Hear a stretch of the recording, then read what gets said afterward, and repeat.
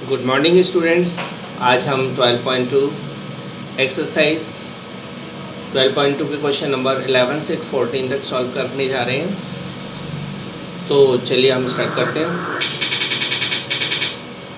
और हमारा पहला क्वेश्चन है, एक कार जिसमें 2 वाइपर्स लगे हुए हैं जो एक दूसरे को ओवरलैप नहीं करते, उनमें से हर एक का ब्लेड की लेंथ 25 सेंटीमीटर है।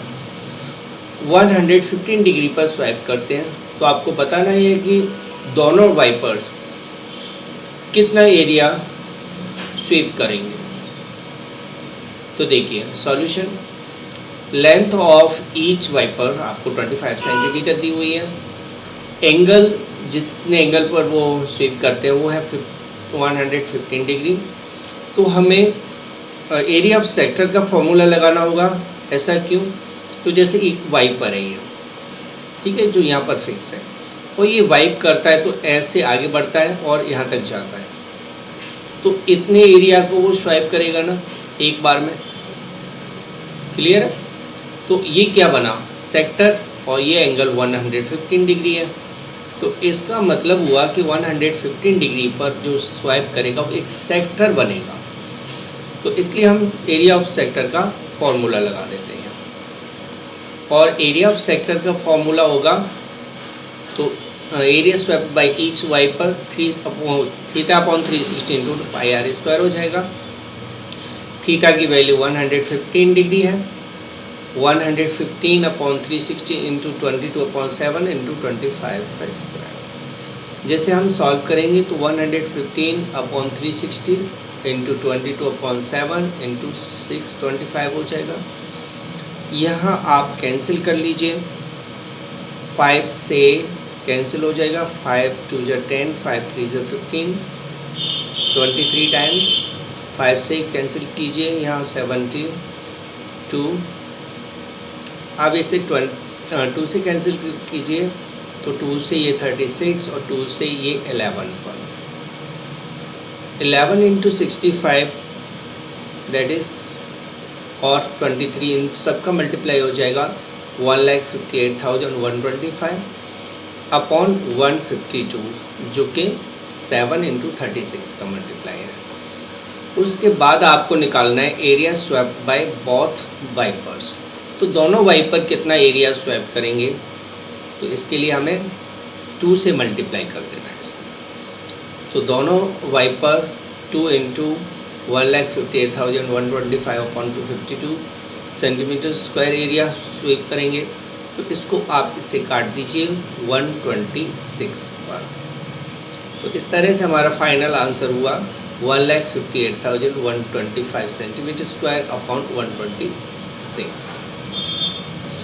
तो इतना एरिया दोनों वाइपर मिलकर स्वीप करेंगे। क्वेश्चन नंबर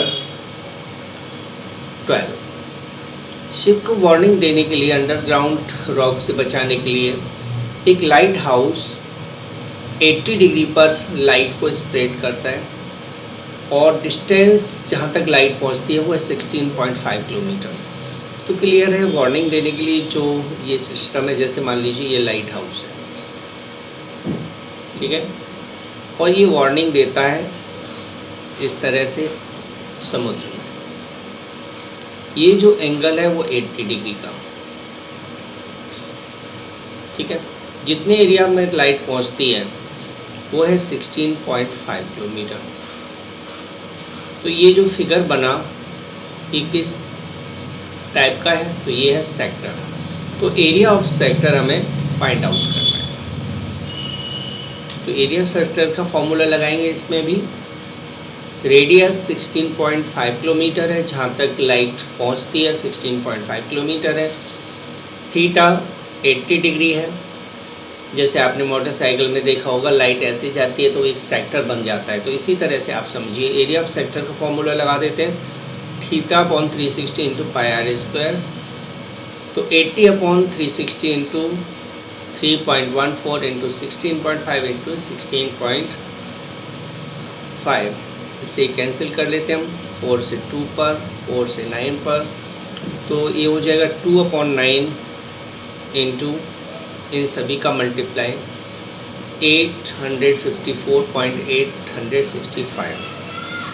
9 से इसे कैंसिल करने के बाद 2 से मल्टीप्लाई करेंगे तो हमारे पास जो आंसर आएगा वो है 2 × 94.985।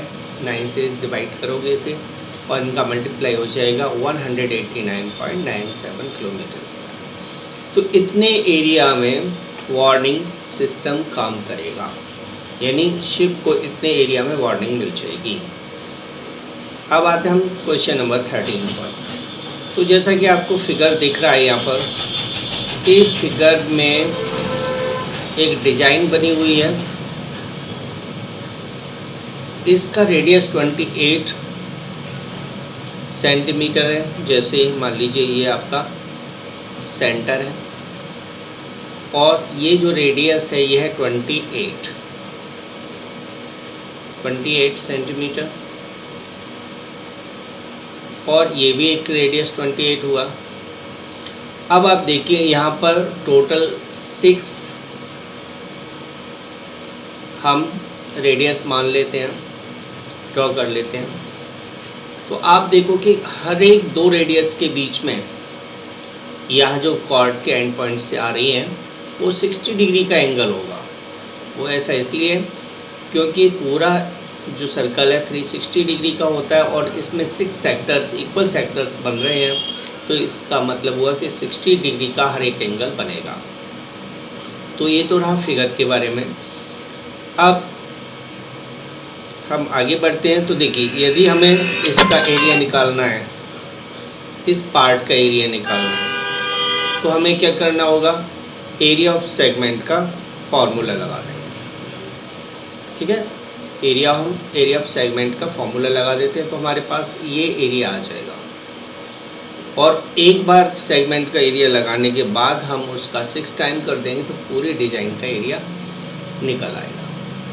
ठीक है, तो इस तरह से हमें सॉल्व करना है। तो देखिएगा आगे, रेडियस, और यहाँ रेडियस है 28 centimetre, theta 60 degree, area of each segment. तो हर एक सेगमेंट का जो एरिया होगा वो होगा θ/360 into πr² minus 1/2r² sine theta, जो कि मैंने आपको फॉर्मूला पहले लिखा रखा है। तो बस इस फॉर्मूले में हमें वैल्यू पुट करना है। 60/360 इंटू 22/7 इंटू 28 इंटू 28r² है ना, तो 2 बार लिख दिया 28 इंटू 28, 1/2 इंटू साइन थीटा, यानी साइन 60 की वैल्यू हम पुट कर देते हैं √3/2। ये r² बाद में लिख दिया है 28 इंटू 28। यहाँ हम 2 से 14 टाइम्स कैंसिल करेंगे और 2 से 14 टाइम्स इसको भी कैंसिल कर देते हैं। ठीक है, और 60 से ये 6 पर चला जाएगा और यहाँ आ जाएगा 3 और यहाँ हो जाएगा 14। तो इन सभी का मल्टीप्लाई कर लीजिए तो ये हो जाएगा 1232, यानी 22 इंटू 14 इंटू 28 का मल्टीप्लाई आ जाएगा 1232 अपॉन, यहाँ पर इसको कैंसिल कर दिया है क्योंकि 2 पर, अब आएगा 1232 अपॉन 3 यहाँ से बचाना तो 3 लिख दिया। इन दोनों का मल्टीप्लाई है 196 और √3 की वैल्यू 1.7 जैसा कि यहाँ कहा गया है। अब इन दोनों का मल्टीप्लाई कर लेते हैं हम, तो 1232 अपॉन 3 इंटू इन दोनों का मल्टीप्लाई हो जाएगा 333.2। एलसीएम लेने के बाद आएगा तो एरिया ऑफ डिजाइन। तो डिजाइन का एरिया जो होगा वो कितना होगा, 6 का मल्टीप्लाई कर देते हैं इसमें। 6 का मल्टीप्लाई करने के बाद आ जाएगा 6 इंटू, इसका एलसीएम ले लिया साथ में, तो 1232 माइनस 999.6 और 6 का मल्टीप्लाई करोगे तो यहाँ 2 पर कैंसिल हो जाएगा, यानी 2 इंटू 232.4, इसका मल्टीप्लाई कर दीजिए 464.8 आ जाएगा।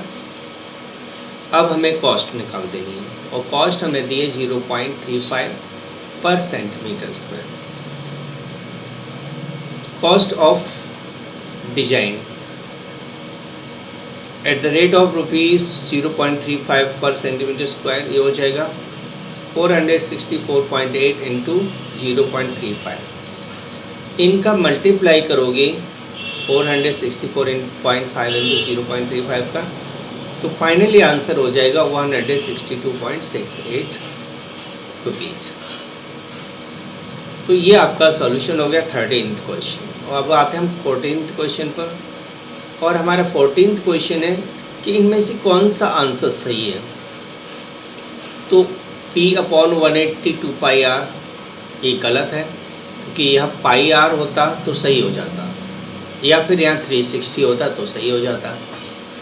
ये भी गलत है, क्योंकि पाई आर स्क्वायर पी के साथ में 360 होता है ना. यहाँ इसको देखते हैं, P/360 इंटू 2 पाई आर.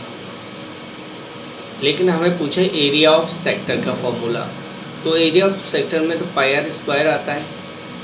हाँ, यहाँ हम देखें तो देखिए आप 2 से यदि हम कैंसिल करते हैं तो 360 आ जाएगा, यानी P/360 into pi r square यही फॉर्मूला होता है. तो इसका मतलब हुआ कि डी ऑप्शन इसका बिल्कुल सही ऑप्शन है. फाइनली डी आंसर हुआ इसका. ओके, तो ये वीडियो में आपको मैं 14 क्वेश्चन तक समझा चुका हूँ. अगली वीडियो में हम 12.3 को सॉल्व करेंगे, और ये मंडे से स्टार्ट करूँगा इसको मैं. तो thanks for watching the video. अगली वीडियो मिलते हैं कुछ दिनों के बाद. Thanks for watching the video.